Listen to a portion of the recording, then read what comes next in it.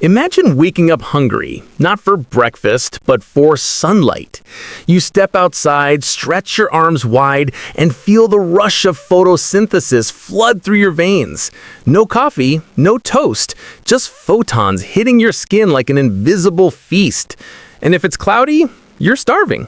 Literally starving. That's the world we live in if humans relied on photosynthesis instead of food. It sounds impossible, right? But nature already pulled it off. Sort of. In 2010, scientists discovered a sea slug, Elysia Chlorotica, that actually steals chloroplasts from the algae it eats. It grafts them into its own cells and photosynthesizes like a plant. A half-animal, half-plant creature. It exists right now. So imagine if evolution had done the same to us. We'd be green. Not metaphorically, literally green. Our skin would shimmer with chlorophyll. Sunbathing wouldn't be a luxury. It'd be survival. Beach resorts would turn into restaurants. People would lie in the sun like salads waiting for dressing. We'd measure our meals in hours of daylight instead of calories. And winter? A famine. The entire human race would migrate toward the equator, chasing the sun like desperate pilgrims of light. Agriculture would vanish. Grocery stores would be obsolete. The global economy built on food, gone. No wheat, no meat, no Starbucks. Entire industries would collapse overnight. But here's the twist. Our photosynthetic bodies wouldn't even be efficient. You could spend all day under the sun and barely produce enough energy to jog across the street. Scientists calculated that for photosynthesis to feed a human, our skin would need to cover an area the size of 2 tennis courts.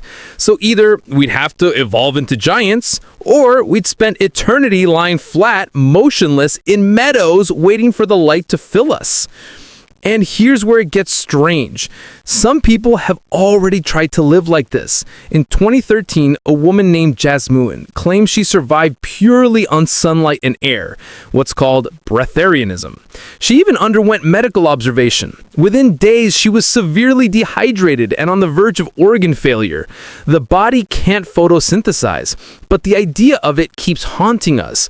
Because deep down, there's something terrifyingly beautiful about the thought of becoming one with the sun. No hunger, no greed, no slaughterhouses, just light, pure and endless. Maybe that's why our myths keep circling back to it. From Ra in ancient Egypt to Apollo's chariot, humans have always worshipped the sun, not just as a god, but as the source of everything we wish we could be.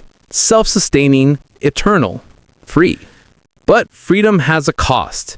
If we lived by sunlight, our lives would be chained to the sky. A single eclipse could kill millions. A volcanic winter could erase civilization.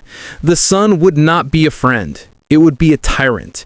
And every morning, we'd crawl toward it again, hungry, desperate, worshiping the thing that burns us alive.